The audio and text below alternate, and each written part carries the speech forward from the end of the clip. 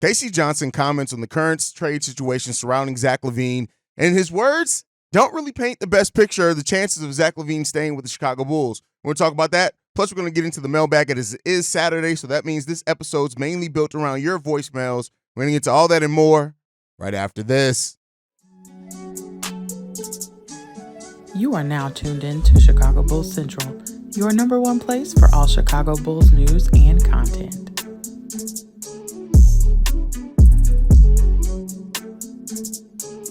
What's going on, Bulls fans? Welcome to another episode of Chicago Bulls Central, your number one spot for everything Chicago Bulls related. I'm the host here, Hayes, but more importantly, you guys can follow the channel at Bulls Central Pod on every social media platform we happen to be on. With that being said, let's go ahead and get into this content for today. And so we got Casey Johnson on the latest Bulls Talk podcast talking about the situation surrounding Zach LaVine, and his words caused a little concern, right? But he says this, direct quote. This is what I want to say. Though being around the team these last few days on this trip, I'm starting to get the sense that I think they need to get something done by February 8th.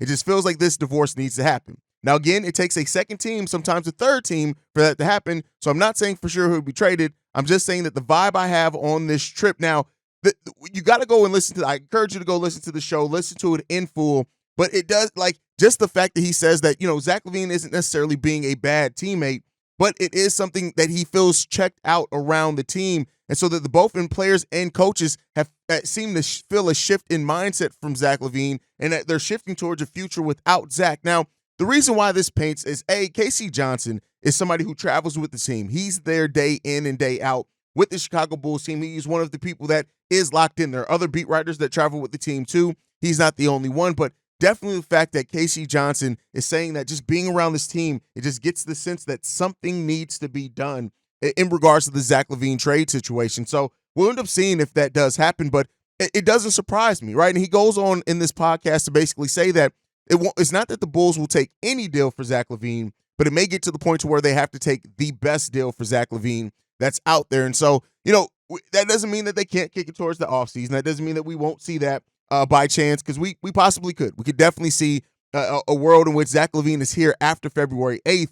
But, just if it's truly that, right, and when you kind of read the tea leaves, the fact that Zach LaVine was initially slated to be out for 1 or 2 weeks, they recently, just a day or so ago, changed that to he'll be reevaluated in 2 weeks, which could push that another week before his return, which would mean then that's past the trade deadline. So not to say that the Bulls are necessarily withholding him because of a trade, but it does seem like they don't want to risk the chance of him getting injured again, considering this is now his second time being out, and that the Bulls may just hold him out with this current injury until after the trade deadline, meaning that if he is still around, they'll bring him back, and that's fine, but they don't want to risk another injury for a player that one of the questions that team are having around Zach LaVine is already his ability to stay healthy. So, everything's kind of pointing towards the Bulls may be trying to get something done here by the trade deadline, regardless of what level of the deal is. And, Pat, the designer, my co-host over on Locked on Bulls, has this theory of addition through subtraction, right? And, he's really on this thing of the Bulls play better without Zach LaVine. I've said, kind of my reason is that, they do spread the ball around. More people are involved, but, you still want a player like Zach with his ability to shoot. Now, he hasn't brought that consistently this season. But it's not the worst thing in the world if Zach LaVine is on the Bulls after the trade deadline, as long as he's locked in. Now, if he goes back to being checked out, they're kind of giving up on the team in a way where it felt like at some point in time, then of course that does not help the Bulls in any stretch of the imagination. That actually makes the Bulls worse, because now you're having a body out there getting shots that isn't always checked in. But it seems like the motivations for this Bulls team to get this Zach LaVine trade done continues to be at the forefront of what this front office is doing. It's before the DeMar trade, before they consider trading Alex Caruso or Andre Drummond, who we got some trade rumors on Andre Drummond yesterday of teams really being interested and in on Drum, which makes sense. We'll talk about that here in a second.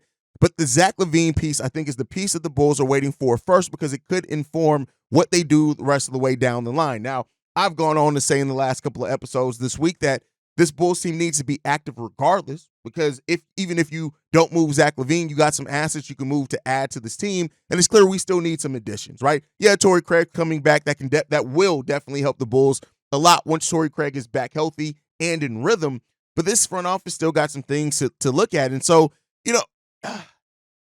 this Zach LaVine thing has been a lot of drama, right? A lot of narratives over facts, a lot of sensationalism, sensationalization. There you go. I can say it right. So sensationalism. Why can't I say that word correctly? I'm going to stop trying to say the word. Anyway, there's been a lot of that from the Chicago Bulls when it comes down to, from the national media when it comes down to the Zach LaVine trade. It's every other day. It's a team in or out. At some point, it seemed like it was a way to. It was the focus was, hey, let's try to say why there's no market for Zach LaVine. All different buzzwords, and the market's dry. There's no market. There's no interest and things like that. And while the contract of Zach LaVine, do not get me wrong, is a big contract. We've seen bigger contracts move, and I think it's if you look at the Venn diagram of things going on with Zach LaVine, it's a combination of the injury concerns, the questions about impact on winning, and the contract, right? There has to be a combination of all those three things. And so if the Bulls are truly motivated to try to find that deal, I mean, we'll see what happens. But the Bulls aren't. I want to repeat for all those, the Bulls aren't in a position where they have to trade Zach LaVine if the market is just truly trash. They're not. And, a lot of people like to paint it that way. And that's why I'm glad that Casey Johnson, even in him talking about the vibe around the team, makes sure to point out that it doesn't mean that something's necessarily going to get done. The Bulls don't have to just take a deal. They don't have to move Zach LaVine. He has 3 more years under contract. And if the market is that bad and that terrible, listen, everybody got to do their job. That doesn't mean something can't materialize, or it could go the opposite way and go the route of a John Collins, right? Where the Hawks, if they would have sold on John Collins 2 to 3 years earlier, would have gotten so much back than what they ended up getting back when they eventually sent him to the Utah Jazz. Now the Jazz are looking to flip him immediately now, reportedly at this trade deadline. So the front office has its things that it needs to weigh over the course of this, but we'll see, man. We'll see what happens. Like I said, I go back and forth thinking, like, what are the chances of Zach LaVine? I put it at like a 40% chance before that Zach LaVine is still on this team. I think that's kind of gone more to about a 45, 46% chance in my mind. But everything that we're still hearing is still saying that the Bulls are motivated to try to find a way to get this thing done. And the teams that have been out on Zach LaVine or the teams that aren't willing to offer some, that may change as well as it get closer to the trade deadline. It can get worse for the Bulls. It can get better for the Bulls. But that's led a lot of Bulls fans to ask this one question, though, right? Is that are the Bulls missing the point by not being willing to sell off these other pieces and wait? Like, you have the Bulls fans that look at Alex Caruso and say, well, if we can get 2 first-round picks back for Caruso, God love him, but you got to do that because you got to put your team in a better position.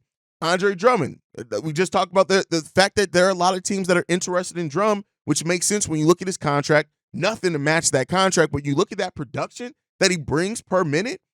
Listen, he's one of, if not the best backup bigs in the league, and we'll probably be even more solidified in that if we played him more minutes, right? Or it could get worse, but typically, we'll see how that goes. But, when it comes down to that, right? And then the DeMar piece of it. A lot of Bulls fans have this mindset that you cannot let DeMar DeRozan walk for nothing. Some say you can't let him walk at all. And some say, why is he still here, right? But at the end of the day, the Bulls really do have to survey this market because continuity has not worked. It hasn't. The continuity play that this Bulls team tried to make, it didn't work to a degree. Some ways it did work. Kobe White, the fact that they didn't move off Kobe White with a lot of Bulls fans, regardless of y'all celebrating Kobe White now, some of y'all were on the front line of saying Kobe White should have been moved and didn't fit this team. And the fact of the matter is like, thank God they didn't make that move. And thank God it wasn't reacting based off the social media or the fan response of moving Kobe White for a big at that point in time. Because listen, Kobe White has now blossomed. He is one of the shining, if not the only shining piece for the Chicago Bulls team over this time. So, when you're a front office and us sitting on this side of it, we really try to make it sound easier than what it is. And that's everybody. That's me. That's every fan. That's people who left. If you leave a YouTube comment and you say, oh, it's simple, trade such and such, such and such, our starting lineup would be, and you listen, you're making it a lot easier than what it is in reality, right? And so the way that this front office has to look at the future of this team is that you don't want to give up. The Bulls aren't in a place. They're not trying to give up first-round picks. If the Bulls were willing to give a little, right, to give some protections, maybe even do some swaps, then maybe this deal could have got done or other deals could have gotten done by now. But the Bulls are in a place now where they realize, hey, we gave up a lot of draft capital, and some of those pieces could have really helped us right now, whereas we're trying to figure out our cap and things like that. So I don't think the Bulls are in that place. And I understand the mindset behind the fans of saying, hey, like, why aren't we moving Cruz? So why aren't we moving Drum? We're not winning. We're fighting for the ninth seed. Why aren't we doing that? I understand it. That doesn't mean I always agree, but I think the place that and the thing that I've been saying the most with this front office at this trade deadline that I want to see them do is just make it make sense. Meaning that if you want to compete, make moves to compete. Meaning add to this team where you can. Use the assets that you have to try to add a little oomph to this team because it's clear that we need some depth. We can use a little bit more size. We can use some rim protection and shot blocking. We can use more shooting, right? And again, it doesn't have to be one player that brings all those things, but those are things that we need on this team. So if we end up in a place where we're not moving off some of our assets and we're trying to add to what we have, they have some of those tools at their disposal to do so. The biggest question is, will ownership do it? And will this front office be aggressive enough to make it happen? I guess we'll see. But all right, y'all, that's enough of me talking. No game tonight, so we don't have no preview, but it is mailbag day. That means we got 5 voicemails we need to get into. This one's from Reginald. Hey, I know you asked me to talk about something other than a trade, but I like the idea of Brogdon trade. Not Julius Phillips to go with it. I vetoed that too, but I would trade Lonzo Ball. That I'd trade back their first round pick as a future second, probably I think 2028 for Brogdon. But I really would like the idea of a bench unit with Io, Brogdon, Zach LaVine, Andre Drummond, and Torrey Craig. And I know you think that the Bulls won't put Zach LaVine on the bench, but at this point in time, I don't see a way that the Bulls can compete against a team like Boston or, one of the team with a lot of depth and win. Because right now, the Bulls are looking at Jabbar Carter, and I gotta hope that he steps up. And we just saw in the Phoenix game, that's not going to happen. We'll have one good game out of 10, and we're supposed to be happy with that. That's not an option. And outside of Io and Drummond, Billy actually sees his center down low like he's supposed to, which he rarely does. It's pretty much all on Io. You can't ask him to do that every night. And some people might say, well, what about Davis? What about him? He'll go have a game where he might score 7 or 8 points. Then he'll have 3 or 4 games where he scores 3 or less. So, like I said, I like the Brogdon trade. I like Zach coming off the bench when he comes back, simply because I don't trust him to stay healthy, and I don't want to ruin the chemistry of the starting 5. But what's your thoughts on that? I get what you're saying with Brogdon. Here's what I'll say is that with that lineup, that's guard. That's extremely guard heavy. And I don't think they're going to bring – if Zach LaVine stays on this team, I don't see them moving him to the bench. Now, I could be wrong because I do think if Zach's here after February 8th, it becomes about highlighting Zach so that way you go into the offseason and you can maybe be able to trade him at the draft or at any point in the offseason. So, but as far as Brogdon, like I said, I like Brogdon as a player. It's the money, his lack of ability to stay healthy, and the fact that we are already super deep at the guard position. Yes, he's better than Javon Carter. That isn't saying a lot. You can find a bum off the street that is at least in the G League that isn't probably going to hurt you as much as Javon Carter is right now. But I get it. But we also have to paint it in the frame of reality. How can you get that player? Matching that $20 million contract, that means that all the players that you listed, those all aren't going to be here. There's going to be a combination of some of those guys that are gone. You're not just absorbing Malcolm Brogdon into anything, so you're going to have to match that $20 million, and that's where it starts getting a little difficult because if you give up players that are part of your rotation for a player in Brogdon who can't stay healthy, and you already have some players that bring similar things, I don't see it happening. But I get what you're – like I said, I like Brogdon as a player. It's just the method in which you would have to get him here, I think, is the difference there. But all right, let's get into this next voicemail. This one's from Todd. Yo, what's up, Hayes? It's Todd, man. Wanted to discuss that Phoenix game. I'm really, really excited about that game, man. I know we lost, but at this point, actually, I kind of feel like there's no more loss. There's just win or learn. And that's what we did last night. We learned from one of the greats, specifically Pat learned from one of the greats to ever touch a basketball. He got cooked by Kevin Durant. But if he doesn't take that and then put that in his knowledge base of basketball IQ as to what he wasn't doing and what he was able to then do in the future when he next sees a player, well, there ain't no player like Durant, but when he next sees Durant or somebody of that ilk, I think that's what's going to make this team better. We are not winning the championship this year. So this is why you have to play the young core. Pat, Kobe, Io, DT, even Phillips and Sanogo, if they can get in at any point, they have to learn by facing the great LeBron, Steph, KD, so on.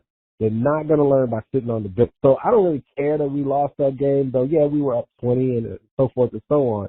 But as long as they took away from that a lesson of what to do and what not to do, I mean, we played a fantastic game, honestly.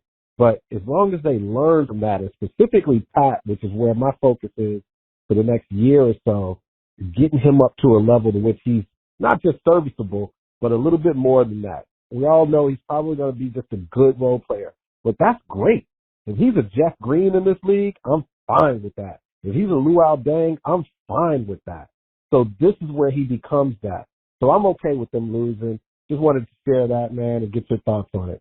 Hope all is well. Talk soon. And yeah, and P. Will followed up that game against the Suns by getting cooked by LeBron. And I get what you're getting at as far as you learn from failing. And that is something that I've said that Billy Donovan tries to avoid his young players doing, is learn through failing. Sometimes you have to learn through failing. Sometimes you have to learn through going through adversity, right? Now, when it comes to Patrick Williams, it's not Patrick Williams' first time. And so at some point, we got to stop thinking, oh, well, Patrick, this is a learning opportunity for Patrick. He's learned everything. He just needs to play hard and aggressive. Just go out there. It's mental at this point for Patrick Williams. But I do think this team, right, is learning as on the fly. And if you want to learn how to win, you have to go through this time. Now, I would also say Billy Donovan has to trust his young players and not just go to his safety net in DeMar in fourth quarters of games. But I do think that these are opportunities for this team to learn what it takes to play playoff level basketball, right? That Sun games was a playoff atmosphere type game, right? And we've lost a lot of those. We've won some of those, but we've lost a lot of those as well. And that's what this team needs to learn to and get from so they can get to that next level. Great voicemail there from Todd, though. Let's get into this next one. This one's from Mello. Yo, what up, Paige? This is Mello. Checking in. Just want to get your opinion on something. Seeing Adrian Griffin getting fired and stuff, I'm not saying that the Bulls should try and go get Adrian Griffin. What I'm thinking is, since they gave Billy this secret extension and we don't know how long this dude is actually going to be the coach, this roster does not fit the type of style that he wants to have. Like, as far as, I mean, they're playing a lot better now. They're competing, but they don't have no shooters. And his system is based around guards. Even in Oklahoma City, I mean, after the whole KD and Russ situation, and you had Chris Paul and Shai Gilchrist and all that. So it's like, why don't they try to make some trades for players that actually fit the system that Billy's running? Because obviously they believe in him more than they do the players, because they gave him an extension. And right now they don't even know if they're going to give DeMar an extension or can reach one with him. So at this point, why don't they trade Zach and DeMar and just build around Kobe, because it's obvious that he needs a point guard to run his system, and Kobe is that guard. And then after that, they can put in pieces. Like I said before when I called, I personally thought, and I think you in agreement with it, that the best deal for Zach would be the Sacramento deal. I don't think that we should get a pick. I would like to send Zach and Javon for Kevin Herter, Bonds, and the point guard kid they have on the bench. I guess his name was Dave Young, mentioned the kid out of Baylor. And I'm not sure what they could get for DeMar, but if they're going to move him, just get whatever Billy wants. Because obviously him and AK are not on the same page as far as what they think the team should do. But they already extended Billy. So like I said, if they already extended Billy and this is what we're running with, then he should be included in whatever the team is going to do as far as what type of players that he will need for the team to be successful. Just some thoughts on that. Let me know what you think. Trading DeMar and LaVine. Here's what I'll say. Billy Donovan's system isn't built off shooting per se. He builds his system based off the stars that he has on the team and he relies them heavily. Billy Donovan's biggest issue isn't necessarily having, as a coach, isn't that he needs this a specific type roster per se. It's that he doesn't adjust. No matter what you give him, unless you have super high basketball IQ players that one that's basically a coach on the floor, the adjustments are what really hurts Billy Donovan the most. So I won't say that Billy's system is built off shooting. It is built off high-level point guard play. If you have a high-level point guard, it makes Billy's system hum and operate that much more smoothly. That's why Kobe's ascension has kind of coincided with this team looking better overall, as well as spreading the ball out around a lot more. And here's the thing. I think that Zach LaVine could definitely fit Billy's system. It's that is Zach LaVine willing to make the sacrifices to his game to do it? And DeMar has adapted as much as he can. But like I said in the earlier segment, the Bulls aren't in a place where they could just trade just to trade. You have to be getting the right deal back. And as I said before, with DeMar, there may be more value in letting him walk for nothing than trying to force a trade and then maybe attaching yourself to long-term salary in that case, unless you're getting a first-round pick back. And I just don't think DeMar's getting that level of pick back. Don't think he is. But all right, let's get into this next one. This one's from Hopeful Elect, I believe is what he said his name was. Hey, yo, hey, this Hopeful Elect, man. I don't call in that much, but I got a serious question. Do you think that Zach LaVine is becoming extinct? His position is becoming extinct, and they starting to treat him like Carmelo. Do you think in a few more years you can see Zach LaVine playing in China somewhere, or he still hold a lot of value in his league? Because his position don't. You got players like Harden and these other two guards that's high caliber guards, and they do way more than LaVine. LaVine, all he could do is shoot, right? And that's falling off actually. And although I felt like Carmelo still had a lot of game left in him, just like Zach. But with his trade market being so low, it's like don't nobody want him in, like they don't want him around the league. Tell me what you think. All right, to say that Zach LaVine is extinct is crazy. I just want to say that. Like, his position is extinct? No, it's not extinct at all. Now, I do think that the fact that Zach LaVine isn't just a shooter. He's a 3-level scorer that can score at all 3 levels and get to the free throw line and hit the free throw consistently. So I think that trying to call Zach LaVine just a shooter is missing a lot. But I do think that you're seeing it's the combination, like I said, of the contract and his limitations. Because of course, the game of basketball is always going to appreciate two-way players better.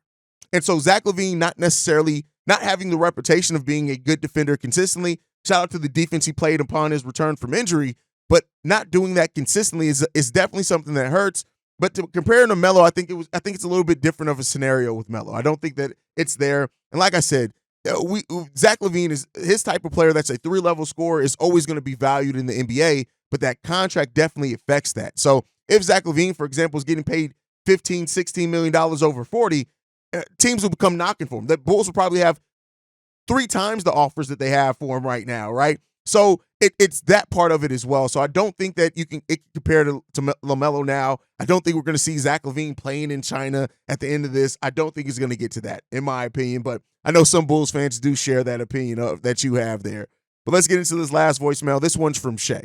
What's up, hey? This is Shay. You know, with this Detroit Pistons trade taking a long time and this going up and down, back and forth, I'm seriously convinced that this might be a 3-team deal if we decide to make a deal with the Detroit Pistons on Zach LaVine. I could see this being a 3-team deal because there's no way that Detroit Pistons are just going to take Zach LaVine, and especially with them not wanting to give up Jaden Ivey. I think that it's going to be another team now. One thing, a 3-team deal now. One team now. I would. If I would look to get into this deal, I would. I mean, I could see the New Orleans Pelicans getting into this deal, seeing the fact that they're looking to unload Herb Jones. I could definitely see that happening. So, yeah, that's all I want to say. This is going to be a 3-team deal with the Zach LaVine trade. If it is a Zach LaVine trade. Anyway, tell me what you think. Peace. I do think that the Zach LaVine trade is probably going to end in a 3-team trade. I definitely do think that. Even when you look at the Pistons trade, they'd have to throw in Joe Harris. The Bulls may look to reroute that somewhere else in the 3-team deal, maybe get a second or a couple of seconds back for a team that can absorb that, something like that. There's a lot of options that I think the Bulls are at the Bulls' disposal at that as well. So that's something to look out for. But I don't think you're off basis of saying that it's probably going to end in a 3-team trade. I don't know if the Pistons are necessarily going to be that trade, one of the teams in there, but I do think this Zach LaVine thing could very well end in a 3-team trade. And don't overlook the possibility either that there are teams that could absorb a lot of Zach LaVine's contract into salary space in the offseason, which may be where this ends up all going, is that there are teams that are going to have cap space this year, and rather than give up an asset because they've let some of those contracts die off, they could potentially absorb a lot of Zach LaVine's contract into cap space while still having to send out a player, but not have to match that salary exactly. So that's a tool at some teams' disposal as well. And that may be why we're seeing this nonsense be what it is for the Bulls and Zach LaVine. But great voicemail there, Shay. That's my time for today, guys. Make sure you guys are following the show at Bull Central Pod. You can send us any feedback, questions, comments, concerns, bullcentralpod@gmail.com. Lastly, if you want to leave a text message and our voicemail, the number to do so, 773-270-2799. We are the #1 spot for everything Chicago Bulls related. And thanks to you guys. And like I like to end every episode on, go Bulls. Love you guys. See red if you can, y'all. Peace. This has been a presentation of the Break Media.